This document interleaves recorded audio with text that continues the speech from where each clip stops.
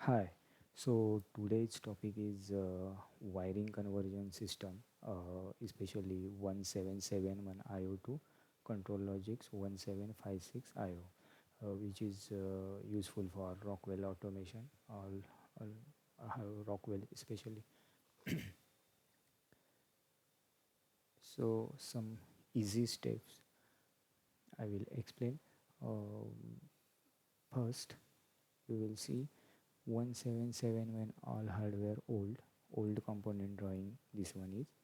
After that, go for remove the cards and the power supply, all power supply and cards, we remove that. After remove, we go for install the new chassis for the PLC wiring conversion module and mount the card terminals on the PLC wiring conversion module. Here some cards are used in future reference. Okay. After that, one end of the cable of the PLC wiring conversion module and the place the plate on the PLC wiring conversion module chassis. Here here you show the connector cable. Some notes are here for the this, especially connect this terminal of the cable to the new card, and for this connect this terminal of the cable to the wiring conversion module. So here you got exact information for the conversion module.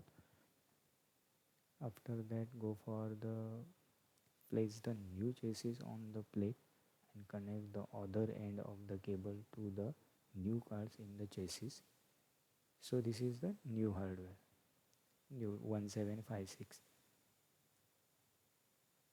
and the last output, this type of output you give. So simple summary is the conversion system acts like plug and play adapter. Old wiring 1771, this is the one example, 1771 adapter 1492, new IO 1756. Major advantage: no field rewiring, faster migration, reduce human error, and minimal plant downtime. So whenever you go for the testing and commissioning, please take, before energizing, continuity test. Field terminal 1756 terminal must match channel to channel. After power on, check input status of bits, output forcing, analog signal calibration.